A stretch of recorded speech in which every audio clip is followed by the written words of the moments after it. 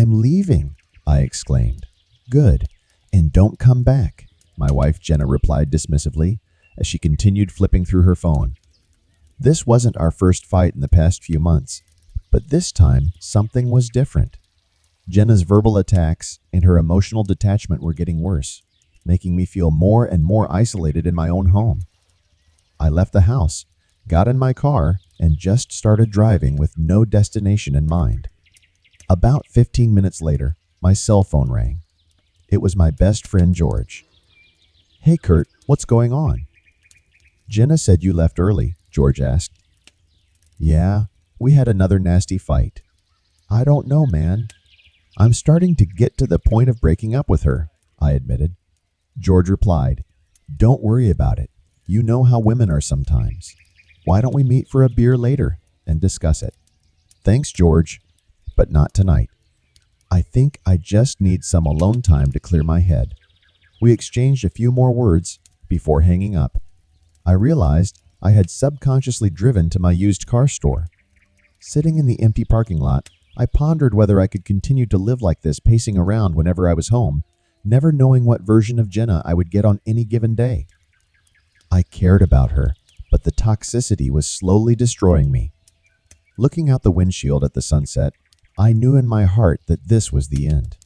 If things didn't change immediately, I would have to leave for good. I just didn't know how I would break the news to my daughter Carrie. "Daddy, are you and Mom okay?" asked Carrie, her voice full of concern. "I heard you two had another fight." "I'm not going to lie to you, honey.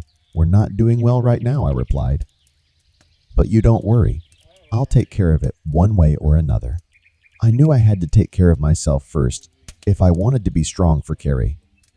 Starting the car engine again, I headed back home where the unknown awaited me. Over the next few weeks, Jenna and I's relationship only got worse. The violent arguments may have stopped, but they were replaced by long periods of cold silence and avoidance. To keep my distance, I found myself sleeping in the guest room more and more often.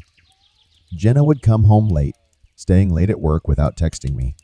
One evening, I returned and found Carrie home alone. "Mom's not home yet," she told me flatly. She said she had things to do at work and would be back late. I checked my phone again. Still nothing from Jenna.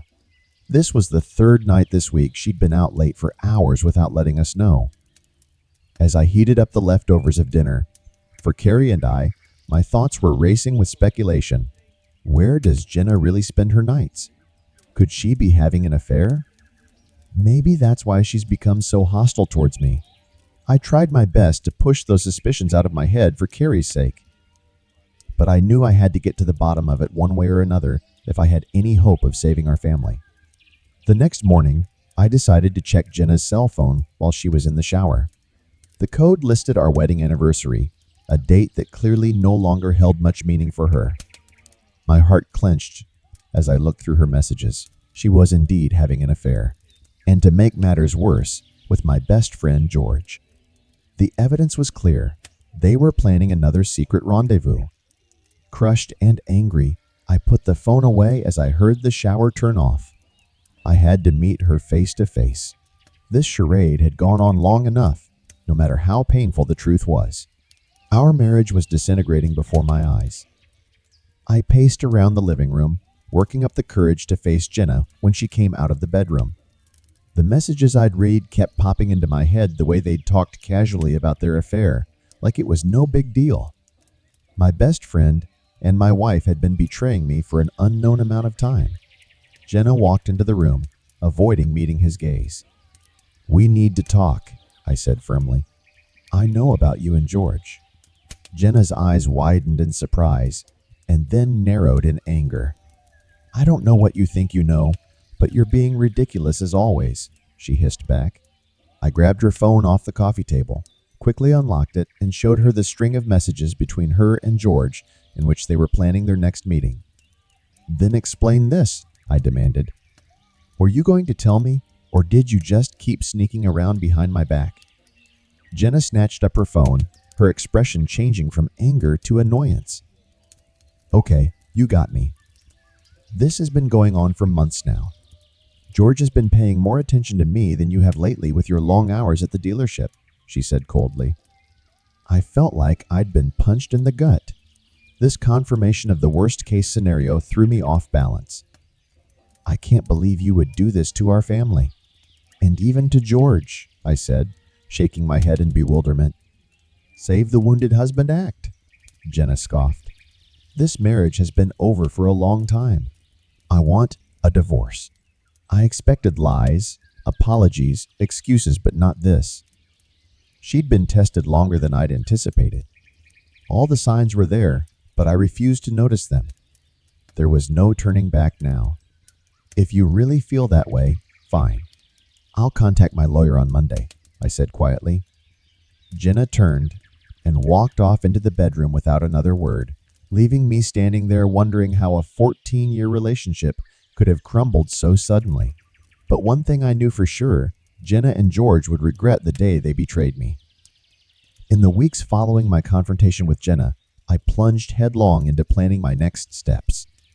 I was still reeling from the betrayal, but I was determined to get justice one way or another. I met with a divorce attorney to begin the process. Jenna wasted no time and found a place to live on the other side of town. How cold and callous she was about everything only made me even more angry. During the day, I was busy working at the dealership, but at night I sequestered myself in my home office to dig up everything I could find about George's past and finances. If I'm going down, so is he. After a few late-night digs on the internet, the pieces began to come together. George had a dark history that he carefully hid: assault arrests, tax evasion, and ties to organized crime in his hometown. I decided that money and revenge went hand in hand. I started referring customers to him for expensive transmission work and engine repairs. I made them pay me up front in cash, keeping a percentage for myself and handing the rest to George under the table. Soon I was siphoning off nearly $15,000 from George's garage business, and he didn't even suspect a thing. But I was just warming up. One Saturday, I invited George over to my place under the pretense of clearing things up. No hard feelings about the whole thing, huh? Said George casually, uncorking a beer. I know you and Jenna have been having problems for a long time. I smiled, trying my best to hide my rage. Water under the bridge, I lied. What's a little fling between friends? If you only knew what I had planned for you, I thought with grim satisfaction. For now, I'll continue to play nice. But soon you'll get what you deserve. Over the next few months, I continued to drag George into more and more cases while plotting my revenge. Phase 1 had drained him financially. The second phase was to completely ruin his life. I discovered George's connections to some very dangerous people in his hometown, a notorious crime boss named Vincent, who had a reputation for breaking kneecaps, and worse, when he was crossed. I made some inquiries through a friend of a friend of a friend to get Vincent's number. I told him that I had a business proposition for him that would be worth coming to town to discuss in person. Intrigued, he agreed to meet. When we met in a dark corner booth in a rundown bar, I got straight to the point. Let's say I have an enemy I want to end forever, and there's no way he can come back to me. Would $25,000 be enough to motivate you and your team? I asked.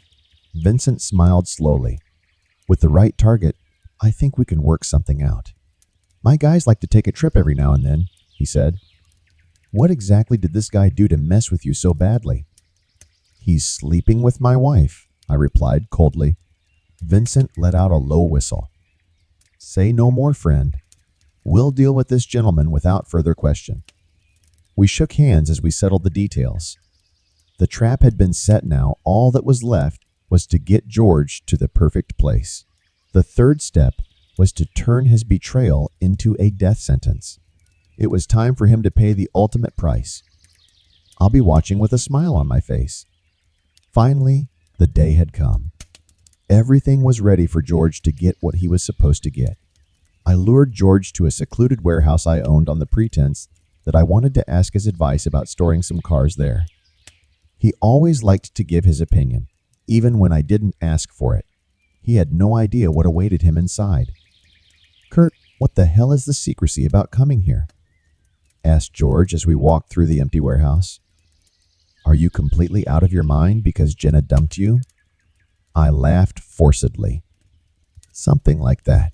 But you're in for a little surprise. At that moment, Vincent and two of his minions appeared out of the shadows. The color disappeared from George's face. Kurt, what the hell is that? He exclaimed. Who are these guys? They're here to do justice, I answered coldly. To make you pay for stabbing me in the back with Jenna. Panic seized George, and he began to plead ineffectually, but it was impossible to persuade him. I watched with grim satisfaction as the men taunted George with savage precision. I left before the last blows were struck, not wishing to have blood on my hands.